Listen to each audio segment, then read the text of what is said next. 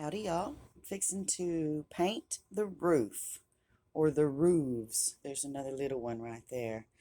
And so I'm going to use this brown paint because we have a whole lot of it, and I'm going to mix it half and half with Floetrol. This is the stuff we use to mix with our paint for pour paintings, but actually it is a latex-based basement sealant, and you're supposed to mix it in your paint if you're trying to seal your walls. So we're going to use that to seal the roof of Willow's house. So I'm going to get that mixed up and get to painting. I just finished sanding this last little part. Had a little bit of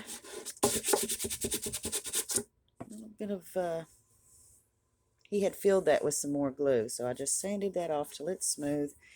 And now we're going to paint.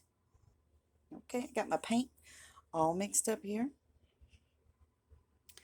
And I painted the edges already on the underside there. And now I'm just going to put a coat on the roof. And I'll probably wind up putting as many coats as this paint will do that I've mixed up here. Hopefully at least 2 full coats. So this has got the Floetrol mixed in it, so it will help protect from rain, although this is not going to be all the way out in the rain. It's going to be in the overhang on our porch, so it won't get like full weather, but we still want it to be windproof and waterproof for our little friend. And it's starting to get cold at night, so we've got to kind of hurry up. I've installed that insulation in the main part of the house by gluing it. I just put some wood glue on the wood and then brushed it around, and I put wood glue on the back of the I don't know what we're calling that, foam board. Put some wood glue on the back of the foam board, and then I pressed it down, and you can see over here it's pressing. I've got books, heavy books sitting on the bottom. So I'm going to be adding the rest of the pieces of insulation throughout the day. That's got about a hour setup time. I don't think it'll need that much though. But I'm going to give them each of those pieces of foam board, like 30-45 minutes to sit under some books before I move to the next one. And this is looking really pretty. You can see the grain of the wood through there because the Floetrol thins out the paint, so you can kind of see through the paint a little bit more. But we'll do at least, I think I'm going to do at least 2 coats of this brown paint and Floetrol. Be sure and get in all the little cracks.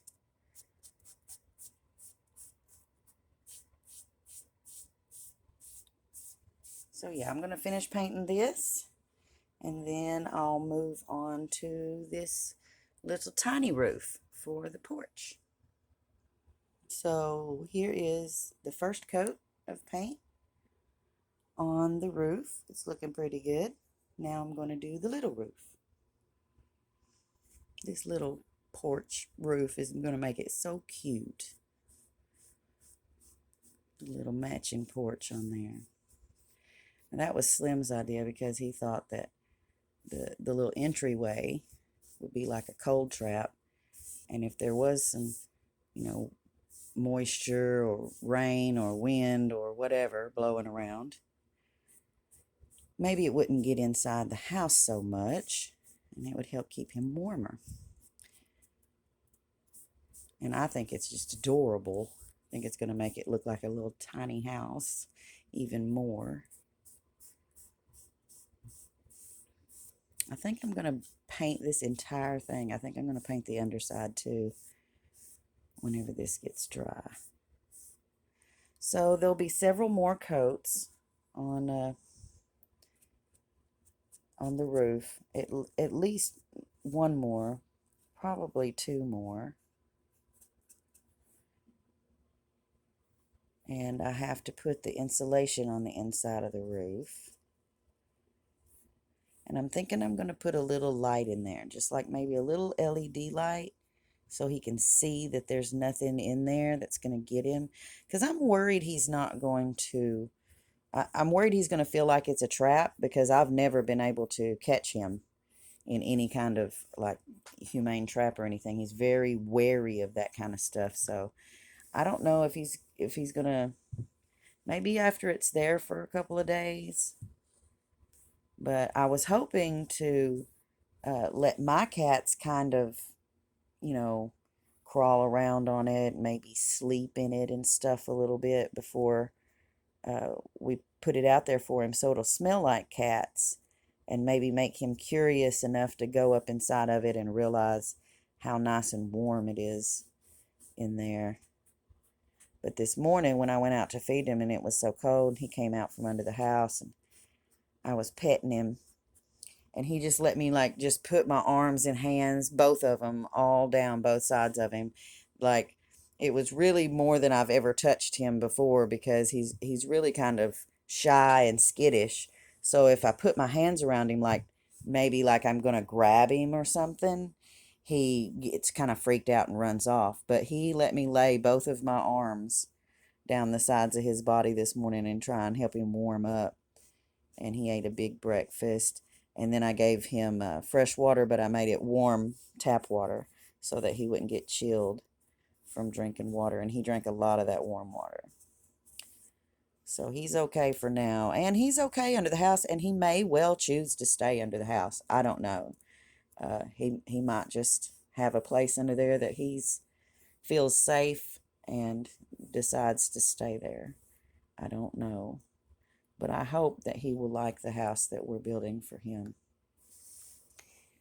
and that he'll use it.